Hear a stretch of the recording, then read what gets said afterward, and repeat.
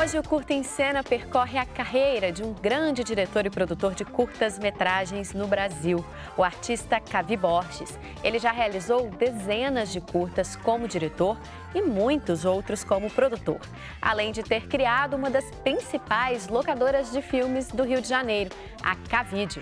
Em nosso estúdio, ele conta mais sobre a sua carreira e os projetos que empreendeu.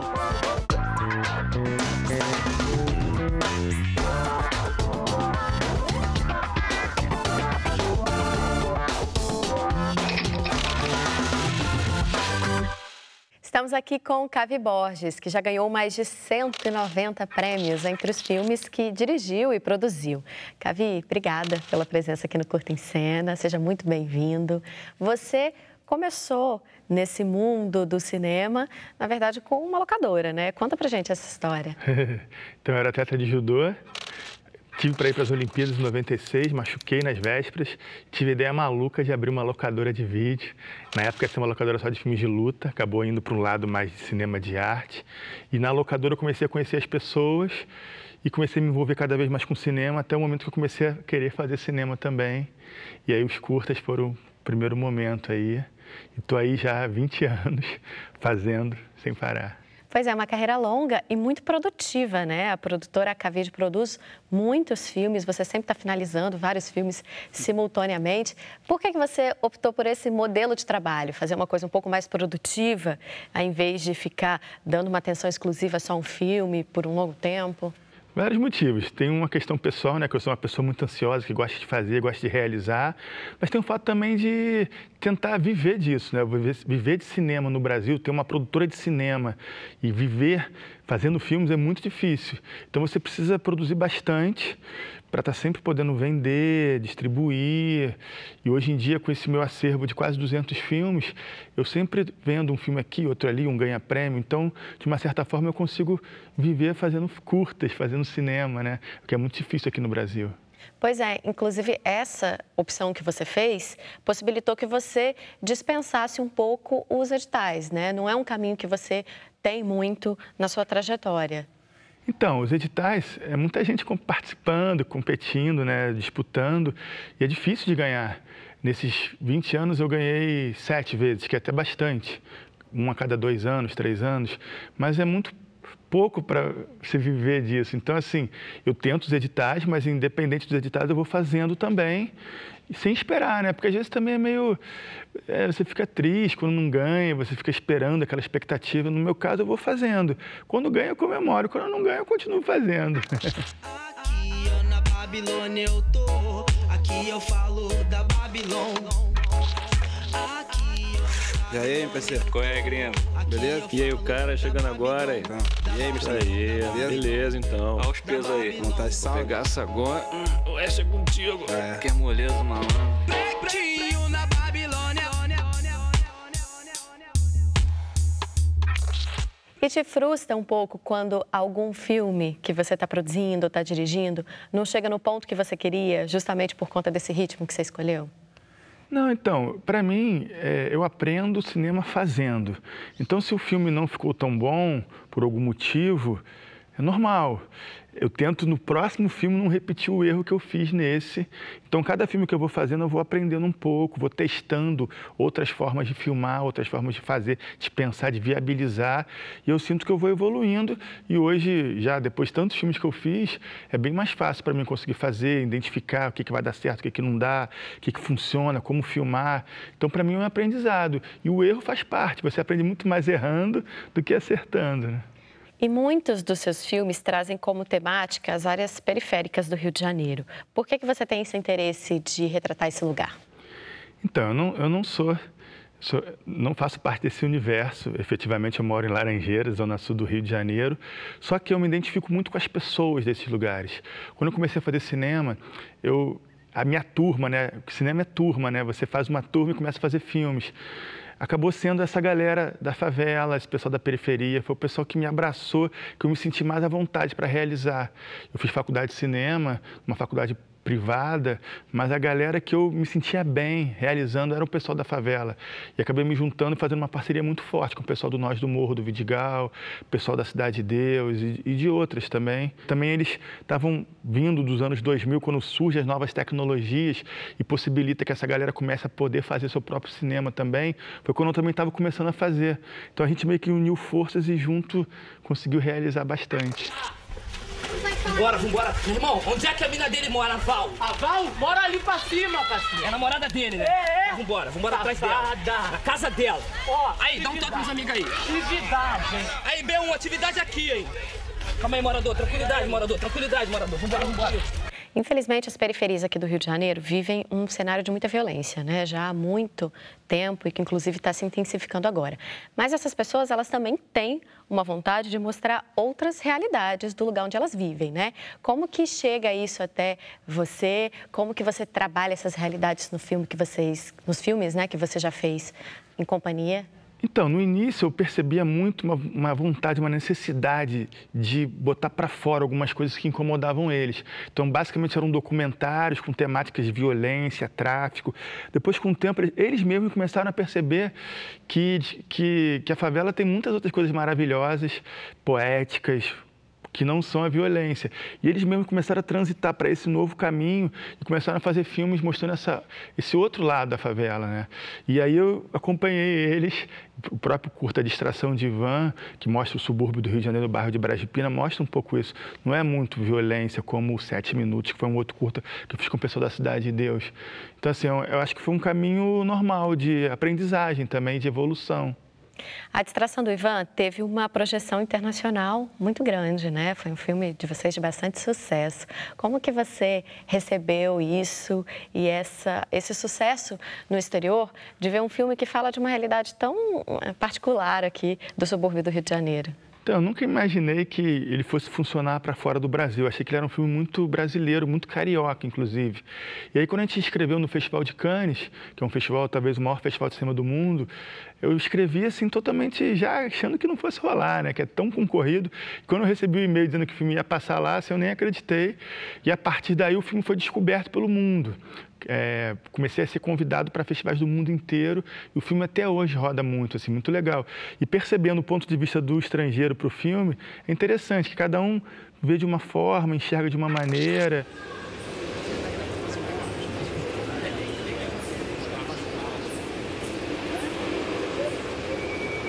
Será que vai ter que esvaziar?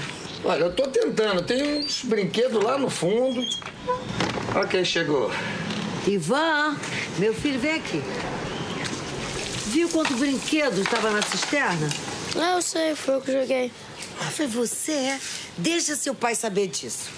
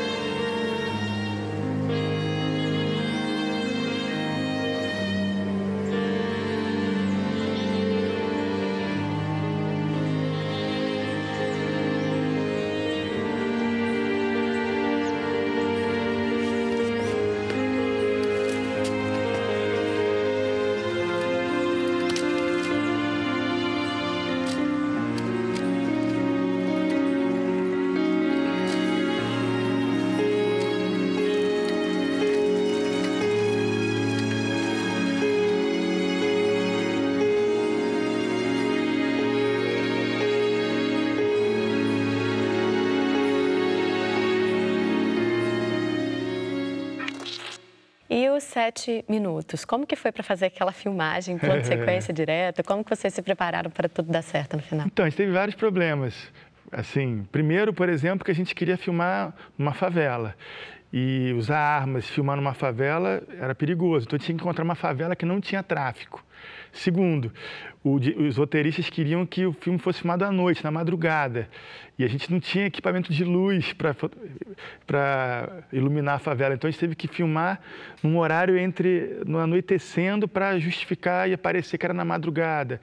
Segundo, era num lugar real, onde as pessoas estavam vivendo lá o dia a dia delas. Então, às vezes, elas entravam em frente da câmera, as crianças iam atrás. Então, a gente criou uma série de dispositivos para incorporar isso no filme. Em vez de ser um problema, em vez de ser um erro, ser uma coisa que somasse no filme. Por exemplo, a câmera subjetiva, se as pessoas olhassem para a câmera, como costuma acontecer, não estariam atrapalhando o filme, estariam como se estivesse olhando pro bandido, né? Se você pegar esses problemas e acabar lutando contra eles, você tem que entender e fazer uma coisa que possa dar a volta por eles e seguir. B1, liga pra B1, liga pra B1. Qual é? O patrão mandou todo mundo subir pra laminha, mano. Entendeu? Vamos matar o Lelo hoje. Bora, atividade. Qual foi, PC?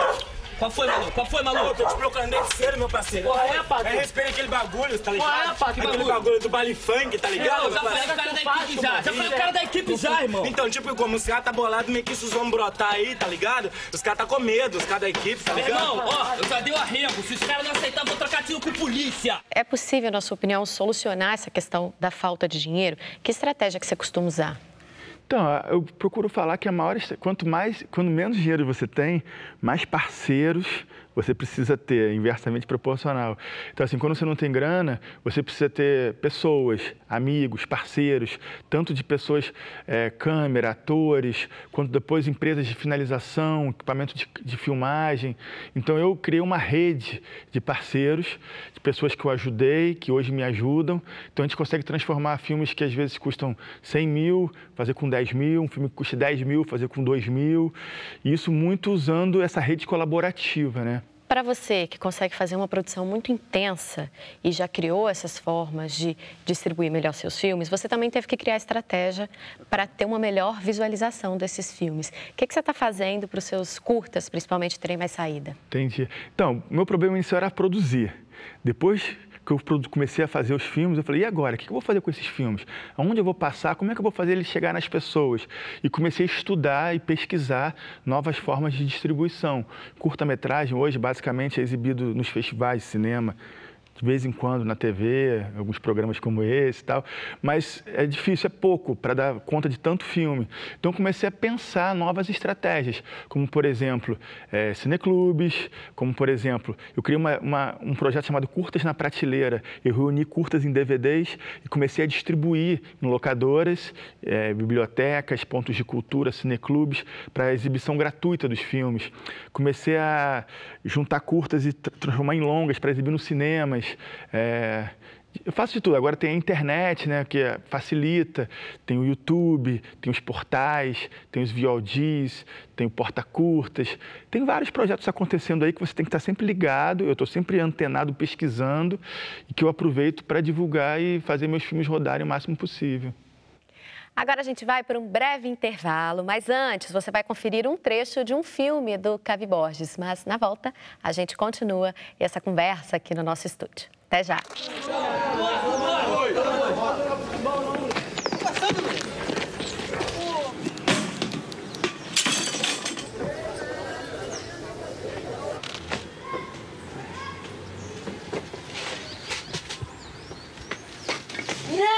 Não, na minha casa não, seus moleques. Vocês me pagam. Ah, meu Deus, as minhas plantinhas. Ai, mas que maldade que fizeram com elas.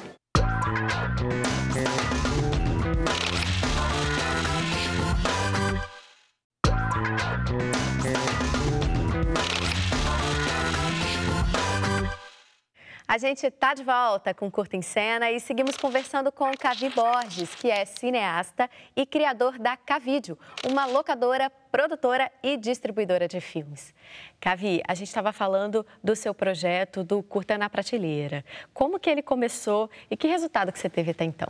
Então, começou quando um cineasta, um amigo meu chamado Eduardo Valente, falou assim: Cavi, eu tenho um curta aqui que já passou em todos os festivais, não tem mais onde passar, posso deixar uma cópia na sua locadora?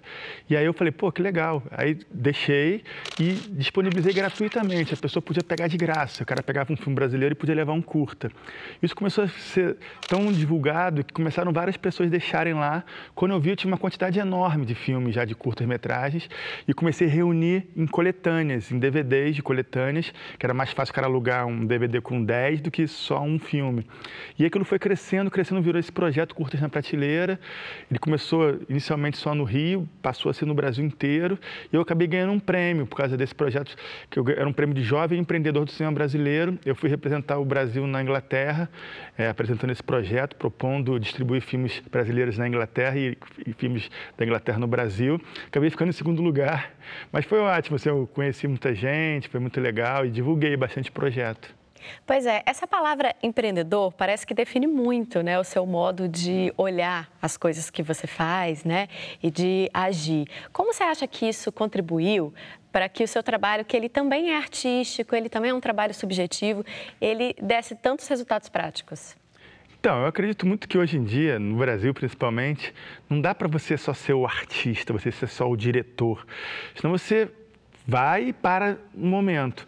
Eu acho que empreender, você fazer aquilo chegar a mais pessoas, encontrar outros caminhos, é fundamental. Assim, eu falo quando eu dou curso que as pessoas hoje em dia precisam também, além de ser artista, diretor, precisam também ser produtor, precisa também ser um pouco de distribuidor, precisa ser um pouco também de tudo, assim, para a coisa acontecer. Você ficar esperando, porque assim, numa situação ideal, teria um distribuidor para você, teria um produtor para você, mas a gente não está na situação ideal. Então é bom você conhecer um pouco de tudo e ir em frente. Se não tiver ninguém para te ajudar, você vai sozinho. A gente sabe que a internet, os serviços de streaming tiveram um impacto muito grande sobre o negócio das videolocadoras, assim. Como que você sentiu isso? Você sempre trabalhou com nicho, né? O que eu acredito que facilite um pouco o seu trabalho. Mas como que você sentiu isso desde o começo até hoje? Então, a coisa foi vindo gradativa e, de repente, pum, veio com tudo, né? Hoje em dia, todo mundo baixa filme, não existe mais o filme raro. Então, eu tive que começar a pensar outras estratégias para continuar a fazer a Cavide existir, entendeu? Como mostras de filmes, eventos, lançamentos, filmes, às vezes, que os próprios realizadores deixam lá. Em vez de ir contra essas mudanças tecnológicas, aproveitar ela a favor, entendeu? Por exemplo, a própria pirataria, né? As pessoas são, nossa, não pode mais, tal. Mas imagina se os camelôs fossem nossos distribuidores. Imagina se você pegasse um filme seu, desse para um camelô e depois de uma semana tivessem, sei lá, 1 milhão de camelôs vendendo seu filme. Não é uma super distribuição? Eu não sei, talvez eu seja aqui exagero, mas eu acho que você tem que aproveitar isso que vai acontecendo, observar e tentar usar isso a favor para você, né? Para o seu esquema. Mila? Ah, me desculpa então. Mila, você chama o Renato para mim, por favor? É que eu tô 20 minutinhos atrasado, mas segura o meu horário que eu já tô chegando pra fazer o teste, tá bom? Olha, moça, acho que foi engano, viu? Porque não tem nenhum Renato aqui, não. Tem nenhum Renato? Não.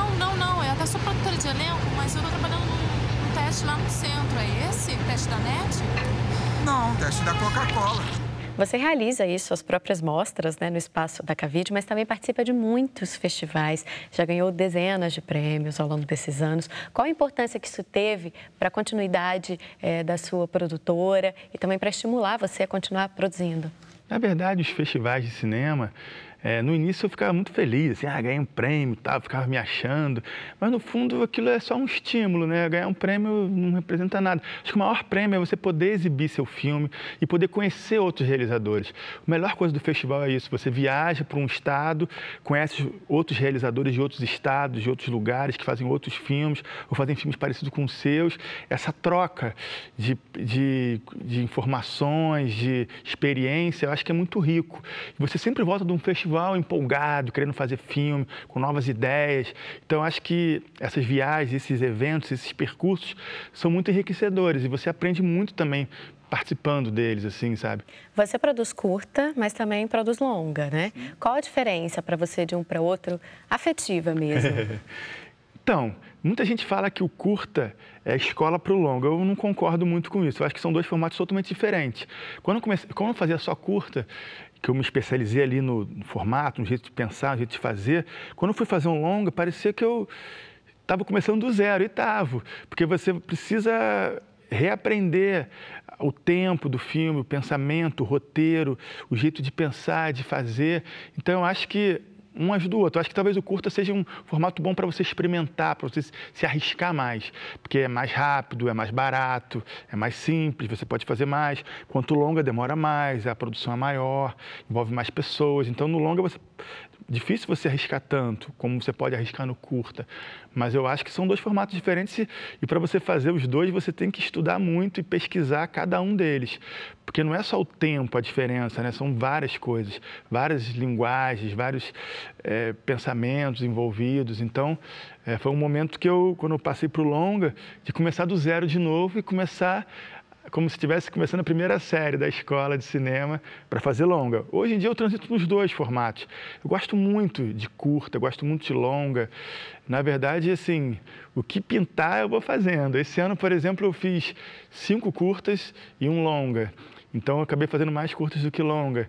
E eu adoro, assim, sabe? É muito bom. E um dos filmes que você estreou esse ano foi Depois da Chuva, um filme belíssimo. Ele já traz um pouco isso, essa visão do Cavi, um pouco de uma coisa sua que você está querendo empreender agora? Total. Esse projeto eu fiz junto com a minha esposa, Patrícia Niedermayer, que é uma artista, performance, atriz de teatro, e tem muito nosso ali, sabe? Ela escreveu o roteiro, eu dirigi, ela atuou, então já é um pouco esse projeto de diretor, né? Junto com ela, que é minha parceira tanto na vida pessoal quanto na arte. Então esse filme foi muito legal, discute um pouco sobre o universo feminino, sobre a homossexualidade, sobre essa dificuldade de conviver com esse preconceito em alguns lugares que a gente sabe que tem. E foi um projeto assim muito pessoal, foi uma equipe reduzida, mas foi muito bonito de fazer, bom. Era para fazer um filme, acabei fazendo 3. Foi lá em Cataguases, que é um polo de cinema muito legal que existe. E foi ótimo, assim, adorei.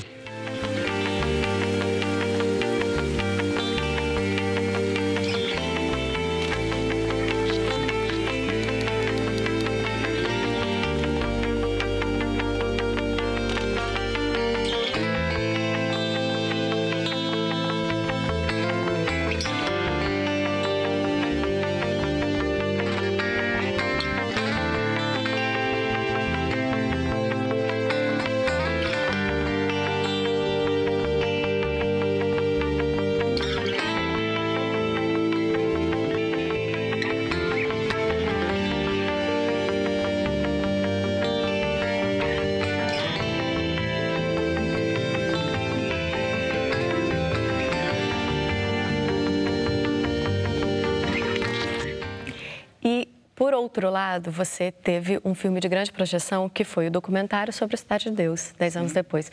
Como que foi fazer esse olhar documental sobre uma obra de uma outra pessoa que foi tão icônica, que é tão marcante no cinema brasileiro? Então, outro assunto que me interessa muito é falar sobre o próprio cinema. Eu sou viciado em cinema, sou cinéfilo, tenho a locadora. Então, eu faço muitos filmes que discutem o olhar para filmes, o olhar para diretores, o jeito de pensar o mundo através do cinema. E esse documentário era um pouco isso, era falar do Cidade de Deus, dos atores que fizeram Cidade de Deus, o que aquela obra de arte mudou a vida, como mudou a vida deles, até o filme termina com uma pergunta, né? Será que uma obra de arte pode mudar a vida de alguém? Diz aí. Que é um pouco isso, né? Será que o cinema, será que a arte pode mudar a vida das pessoas? É legal quando você faz um filme também que ele é muito visto, né? E debatido, discutido. Ele ganha vida própria, né? Eu nem sei, de repente a gente está conversando aqui, alguém está passando um filme em algum lugar, aí, algum cineclube. Isso é muito bom, porque para mim, mais do que ganhar dinheiro, assim, quando eu faço um filme, o meu grande objetivo é que ele seja visto, que ele toque as pessoas. E eu acho que quanto mais for visto, melhor, assim. E esse filme funciona muito nesse aspecto. Com certeza. Cavi, obrigada, viu? A entrevista foi maravilhosa. Agradeço muito sua presença aqui. Obrigado a vocês pelo convite, poder divulgar um pouco o meu trabalho. Ótimo, sucesso para todos eles. Tomara. Com certeza vão ser muitos ainda. Tomara. E o Curta em Cena de hoje fica por aqui. Mas agora você fica com mais um trecho do filme Depois da Chuva, um dos mais recentes lançamentos do Cavi Borges. Até semana que vem. Tchau!